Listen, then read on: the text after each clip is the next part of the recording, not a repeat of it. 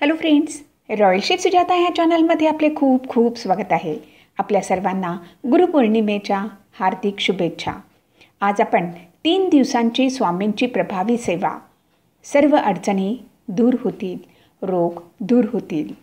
8, 9 व 10 जुलै आता शेवटची संधी स्वामींची सेवा करण्यासाठी. ती कोणती सेवा आहे ते आपण ह्या व्हिडिओमध्ये बघणार आहोत. जर आपल्याला रॉयल शेफ सुजाता हे चॅनल आवडले तर सबस्क्राईब करायला विसरू नका. बेल आयकॉनवरती क्लिक करा, लाईक करा, शेअर करा.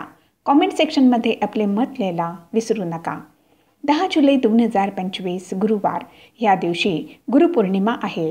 आपल्याला स्वामींची कृपा प्राप्त करायची असेल तर 8 जुलै ते 10 जुलै मंगळवार, बुधवार व गुरुवार ही सेवा करा. स्वामींची सेवा कशी करायची ते आपण थोडक्यामध्ये पुढे बघूया व त्यासाठी काही जास्त कडक नियम पाळायची गरज नाही आहे.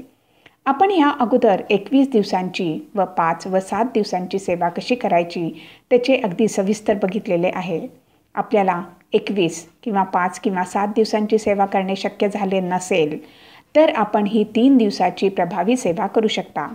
आपण 8 तारीख मंगळवारपासून सकाळी लवकर उठून आपल्या देवघराची साफसफाई करून पूजेची जागा स्वच्छ करून म्हणजेच साफ करून घ्या. मग स्नान करून स्वच्छ कपडे परिधान करून आसन घालून बसावे.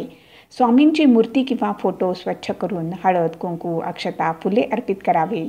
समई लावून अगरबत्ती लावावी. फळं ठेवावी. काही गोडाचा आपण नैवेद्य ठेवू शकता. स्वामींच्या फोटो किंवा मूर्तीला नमस्कार करून मनोभावे प्रार्थना करावी.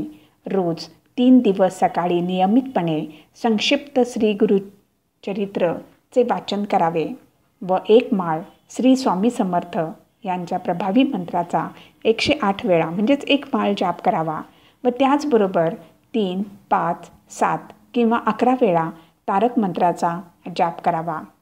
संक्षिप्त श्री गुरुचरित्रामध्ये 7 अध्याय आहेत.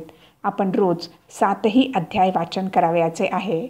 आपण ही 3 दिवसाची सेवा केल्यास आपल्या सर्व मनोकामना पूर्ण होतील.